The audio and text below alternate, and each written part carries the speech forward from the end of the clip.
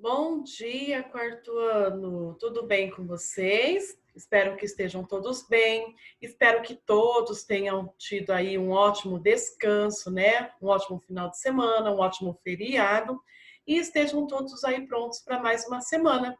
Então vamos hoje para mais um módulo, né? Mais um dia de aula. Hoje, terça-feira, dia 8 de setembro de 2020. Hoje nós teremos aí português, ciências e inglês. Então vamos começar com a apostila de português. Em seguida estaremos no caderno de atividades de português. Vamos lá? Peguem a apostila de português, página 19. Vamos lá? A professora vai compartilhar aqui com vocês. Então, página 19. Então, tá lá. Hoje nós iremos ver sobre advérbios e locuções adverbiais. Então, vamos ver sobre advérbios. Primeiro, vamos aqui nesse quadro, aqui embaixo, vocês podem pegar o marca-texto e passar aqui para marcar, ok? Então, vamos lá. Os advérbios, eles indicam a circunstância em que ocorre uma ação.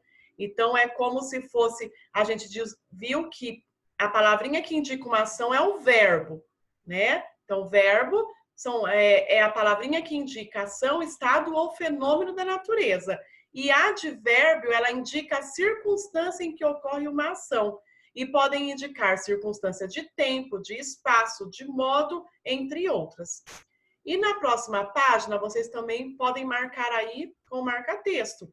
Os advérbios são classificados de acordo com a circunstância que indicam, ou com o sentido que apresentam. Então, eu tenho lá um advérbio de espaço. Aqui é muito limpo, então aqui de espaço. No meio da rua passam muitos carros, então no meio da rua também indica o espaço. Tempo. Ontem comi muito doce. Ontem, né, indica tempo.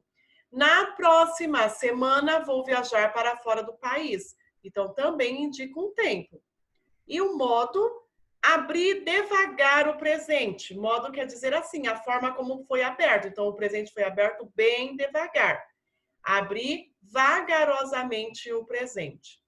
E os advérbios também podem ser de intensidade, uma coisa muito intensa. Então, é muito, pouco, bem, bastante, quase. De afirmação, né? Realmente, certamente, sim. Negação, não, nem, nunca. E dúvida, talvez, possivelmente, provavelmente. Então, o advérbio vai indicar a circunstância em que ocorre a ação, que é o verbo. E quando eu falo em locução adverbial, é quando eu tenho mais de uma palavra, né? Quando eu tenho uma palavra só, eu vou classificar como advérbio e vou ver a classificação dele de acordo com a palavra. E quando é locução adverbial, é quando eu tenho um grupo de palavras, eu tenho 2, 3 palavras juntas. Então, vamos lá. Exercício 1.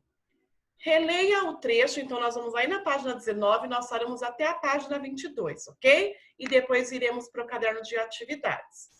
Releia o trecho. Fui desamarrar o embrulho, mas não consegui.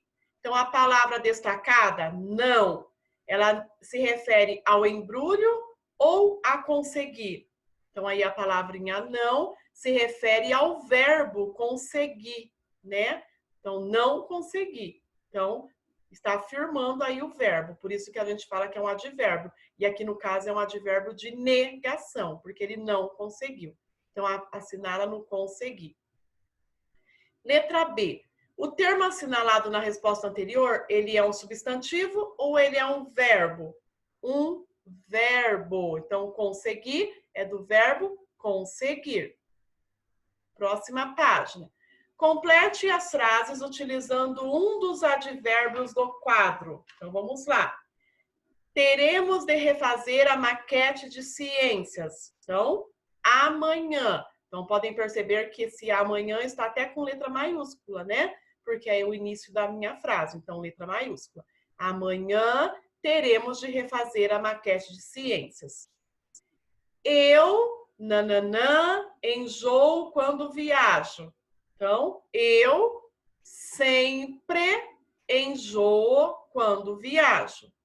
Letra C. A Lana comeu nananã no jantar. Então, comeu pouco. A Lana comeu pouco no jantar. E aí ficou somente rapidamente. Então, de carro, rapidamente chegaremos ao show. Então, vai ficar amanhã, sempre, pouco e rapidamente. E aí, então, nós temos o exercício 3. Analise os advérbios nas frases a seguir e depois classifique-os. Então, vamos lá. Ela estava muito ansiosa no início da partida. Então, já está aí em destaque muito. Então, vocês vão escrever esse muito aqui novamente, muito. Vai abrir um parênteses e vai escrever dentro do parênteses. É um advérbio de que tipo? Eles classificam de intensidade. Aí vocês vão escrever advérbio de intensidade e fecha parênteses. Então, vai escrever muito, abre parênteses, advérbio de intensidade e fecha parênteses. Ok? B. No meio do jogo, talvez se animasse. Então, vocês vão copiar aqui. Talvez. Abre parênteses. Advérbio de dúvida. Advérbio de dúvida. E fecha parênteses. Letra C. Foi o que aconteceu. Logo e depressa. Então, vocês vão colocar lá. Logo. Logo, abre parênteses, advérbio de tempo. Advérbio de tempo. Fecha parênteses, e depressa. Abre parênteses, advérbio de modo. E fecha parênteses. Então, o logo, ele é advérbio de tempo, né? Logo quer dizer que vai ser logo. Não vai demorar muito para acontecer. E depressa é a forma como vai acontecer. Então, quer dizer que vai ser muito rápido. Então, é o modo como vai acontecer. Então, é o advérbio de modo, a palavra depressa. E letra D, obviamente, foi um bom resultado. Aí, vocês vão escrever aqui, obviamente, e vai abrir parênteses, que é um advérbio de afirmação, tá? Afirmação. 4. Releia a frase abaixo. Finalmente, meu pai conseguiu desatar o barbante. Qual expressão poderia substituir a palavra destacada, sem modificar o sentido da frase? Então, qual dessas duas expressões eu posso usar no lugar de finalmente, sem mudar o sentido da frase? Com certeza ou por fim? Por fim. Então, se eu trocar o finalmente por fim, meu pai conseguiu, a frase vai continuar com o mesmo sentido, ok? E aqui nós temos aqui, ó, no quadrinho. Em alguns casos, duas ou mais palavras equivalem a um advérbio.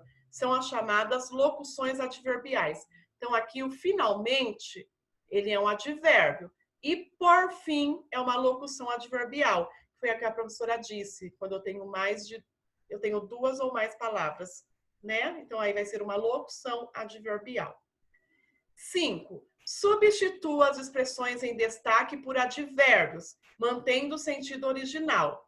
Então, a primeira frase está com uma locução adverbial, porque eu tenho duas palavras, e aí a segunda tem o advérbio, que é uma palavra só. Então, a gente vai transformar a locução adverbial em um advérbio. Então, tá lá. Meu avô abordou o problema com sabedoria. Então, meu avô abordou o problema sabiamente. Com sabedoria, sabiamente. Letra A. Com calma, a menina entrou na sala. Então, vocês vão escrever calmamente, a menina entrou na sala. Então, vocês vão trocar com calma por calmamente. Letra B. João colocou o cachorro no chão com carinho.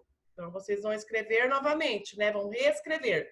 João colocou o cachorro no chão carinhosamente. Carinhosamente. Letra C. Com certeza, os alunos desistiram de assistir o filme. Aí vocês vão trocar o com certeza por certamente os alunos desistiram de assistir ao filme. E letra D, as pessoas entraram na fila com tranquilidade. Aí vocês vão reescrever. As pessoas entraram na fila tranquilamente. Certo? E próxima página, né? Aí na página 22, nós temos o exercício 6. Indique se os termos destacados são advérbios ou locuções adverbiais e depois classifique-os. Então, vamos lá. De modo nenhum eles vão me deixar sozinho hoje. Então, eu tenho mais de uma palavra. Então, de modo nenhum é uma locução adverbial. E uma locução adverbial de negação, está negando. Então, vocês vão escrever aqui. Locução adverbial de negação, tá? Tanto o advérbio como a locução, eles são classificados com os mesmos nomes, tá? Com esses que a gente já viu aí nas páginas anteriores. Afirmação, negação, de intensidade, de tempo, de espaço, né? De lugar. Então, letra B. Esta estrada termina na praia. Então, aí, na praia também é uma locução adverbial. E é uma locução adverbial de espaço, lugar. Então, podem escrever aí. Locução adverbial de espaço, lugar. Letra C. Teremos o resultado da pesquisa em breve. Em breve também é uma locução adverbial de tempo. Então, escrevam aí. Locução adverbial de tempo. Letra D. Aquele secretário está, sem dúvida, mal assessorado.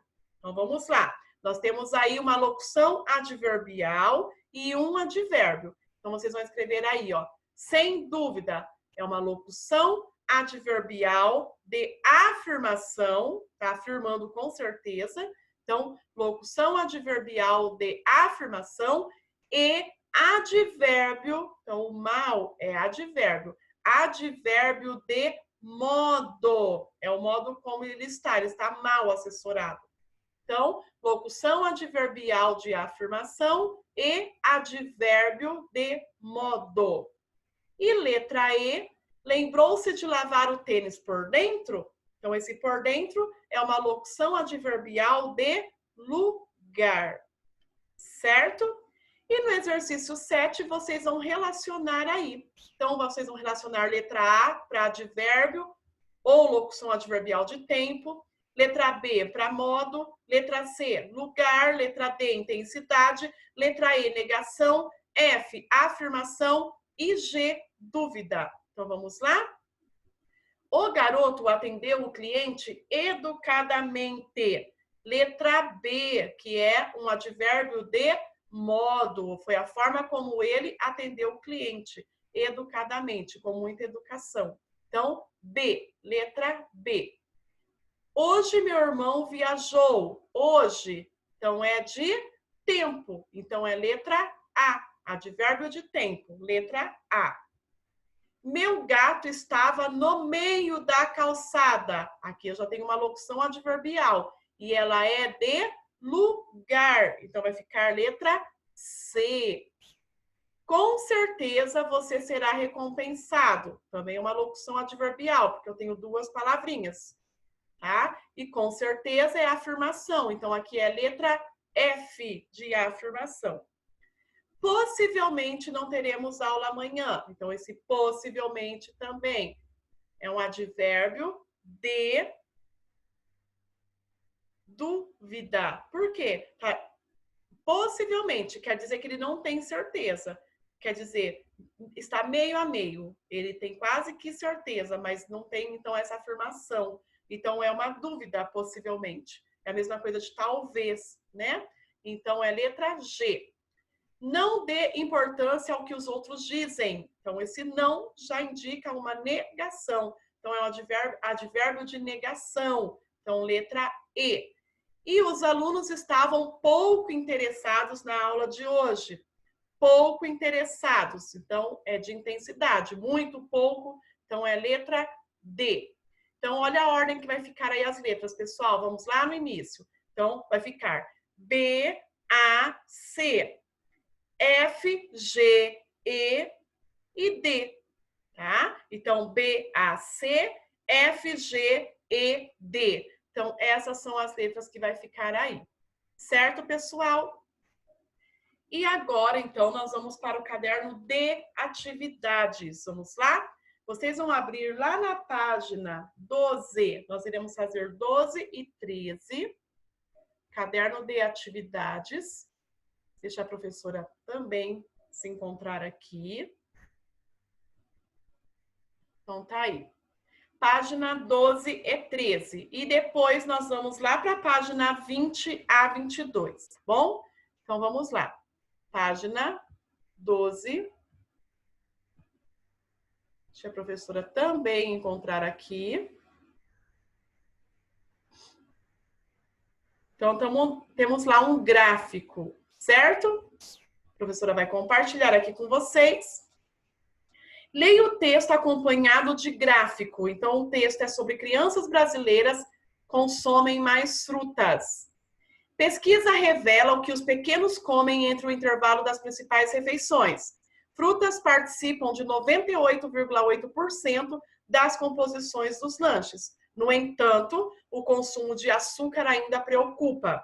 Um estudo realizado de forma conjunta entre professores e pós-graduandos do Departamento de Pediatria da Escola Paulista de Medicina, então tá lá, Escola Paulista de Medicina Unifesp, da Faculdade de Medicina de Ribeirão Preto, do Centro de Dificuldades Alimentares do Instituto Pense Hospital Infantil Sabará e do curso de nutrição da Universidade São Judas Tadeu, com o apoio da Associação Brasileira de Nutrologia, ABRAM, descreveu os hábitos alimentares de crianças em idade pré-escolar em relação ao consumo dos lanches intermediários, que são aqueles feitos entre as principais refeições. Foram analisadas as respostas dos pais ou responsáveis de 1.391 crianças com idade entre 4 e 6 anos de todas as regiões do Brasil. E aqui, então, nós temos de acordo com a região, ó. Então, essa região aqui é referente à região sul, certo? O azul é a região sudeste. Então, vocês vão acompanhar aqui, ó, com essas cores, ó. Centro-oeste é a parte laranja, norte e nordeste é essa parte verde aí, é o norte, e essa outra aqui meio amarelada é a nordeste. A sudeste, que é azul, e o sul, que é esse lilás, esse roxinho, ok? E aqui embaixo, então, tá os gramas, né? Então, aqui tá assim, ó, consumo de açúcar nos lanches intermediários de crianças no Brasil. Consumo médio de açúcar de adição, gramas do Brasil, segundo macro-regiões, níveis socioeconômicos e gênero, no lanche da tarde, para a faixa etária de 4 a 6 anos. E aqui está do ladinho do gráfico, o limite de açúcar da dieta das crianças é de 5% do valor energético total, o que na faixa etária de 4 a 6 anos representa 22,5 gramas por dia. Então, aí vocês têm aí, então. Então, vamos lá. O gráfico, ele expõe informações... Ele expõe informações sobre o consumo de açúcar de crianças de 4 a 6 anos no Brasil, ou ele expressa a opinião de professores a respeito do lanche consumido por crianças de 4 a 6 anos no Brasil? Então, ele expõe informações. Então, vocês vão assinalar aí o primeiro quadrinho. Qual é o título do gráfico? Aí vocês vão colocar todo o título do gráfico, que é esse daqui. Esse daqui, pessoal, o título do gráfico, tá? Consumo de açúcar nos lanches intermediários de crianças no Brasil, tá? Não é aquele lá em cima, não. É esse que é o título do gráfico. Aí vocês vão escrever aqui no exercício 3. Consumo de açúcar nos lanches intermediários de crianças no Brasil. O gráfico ele foi elaborado considerando-se que fonte de informação? Então, escrevam aí. Os dados que constam no gráfico foram obtidos por meio de uma pesquisa realizada por profissionais de instituições da área da saúde. Vamos de novo? Os dados que constam no gráfico foram obtidos por meio de uma pesquisa realizada por profissionais de instituições da área da saúde. Então, essa vai ser a resposta aí no exercício 4. 5. O que são lanches intermediários? Então, escrevam lá. São lanches realizados entre as refeições, entre as principais refeições. Quais são as principais refeições? O café da manhã, o almoço e o jantar. Então, são esses lanches realizados entre essas refeições, no meio dessas refeições, certo? Então, podem escrever aí, lanches realizados entre as principais refeições. Aí vocês vão abrir parênteses e escrever café da manhã, almoço e janta, certo? 6. O que indica a linha laranja pontilhada no gráfico? Então, vocês vão observar lá na linha pontilhada, se vocês voltarem lá, que está o asterisco, e o asterisco está indicando aí do lado que foi o que a professora leu. Então, indica o limite, a quantidade de açúcar da dieta das crianças na faixa etária de 4 a 6 anos, que, no caso, é 22,5 gramas por dia. Então, indica o limite, quer dizer o que ela pode ingerir durante o dia, né? Então, esse é o limite. Então, indica o limite de açúcar da dieta das crianças na faixa etária de 4 a 6 anos, que é 22,5 gramas por dia. Isso que está indicando, então, essa linha laranja. De acordo com o gráfico, em qual região do Brasil as crianças consomem mais açúcar nos lanches intermediários? Então, de acordo com o gráfico, é lá na região centro-oeste, né? Então, vocês vão ver lá que vai ser a região centro-oeste, que adquire aí o maior número, né, de açúcar aí, consome muito mais açúcar. E exercício 8, as crianças de famílias de baixa renda, elas consomem mais açúcar ou menos açúcar? Elas consomem menos açúcar, ok? Menos açúcar. E aí nós vamos então para a página agora 20 a 22. Então vamos lá. Página 20 a 22. A professora também vai aqui. Nós temos outro texto. É um texto de encenação aí, chama-se texto dramático. Então vamos lá. Vamos lá, vamos lá. Então vocês têm aí, ó, leia um trecho de uma peça teatral. Então nós temos uma sinopse, que é um resumo. Então tá lá. Segundo ato, Melinda. Meg vai à casa de Dona Melinda buscar o boneco que ainda não é. Na esperança de convencê-la a completar sua coleção, leva os seus bonecos para apresentá-los. O objetivo de tal estratégia é descobrir como Meg inventa os bonecos. Não só descobre isso, mas muito mais. A coleção só ficará completa com 10 bonecos e a guerra é deflagrada. Brinquedos e bonecos lutam. Cabe a Melinda resolver o impasse e ela o faz de uma forma extraordinária. Então, eu tenho lá os personagens, que é a Meg, que é a menina que gosta de fazer suas bonecas. A Melinda, que é a amiga da Meg, ela faz os bonecos. Guto, que é o primo de Meg. Bela Rubra é a boneca criada a partir de um pelego magenta. Vontade de apertar. Vontade de apertar é o boneco de pelego crespo, ciano. Bola de luz é o boneco anjo. Maravilha enluarada é o boneco anjo. Sapatilhas vermelhas, boneca bailarina. E aí vocês têm, então, aí vários, né? E aqui nós temos um vocabulário. O que é pelego? É uma manta colocada sobre os arreios para deixar o assento mais confortável para os cavaleiros. Magenta é uma cor vermelha e ciano é a cor azul. E aqui nós temos a indicação do cenário, certo? E aí nós vamos responder, então, aqui. A primeira parte do trecho apresentado tem como subtítulo sinopse. Qual é a função dessa parte? Explicar como ensinar a história ou apresentar os principais fatos que aconteceram na história?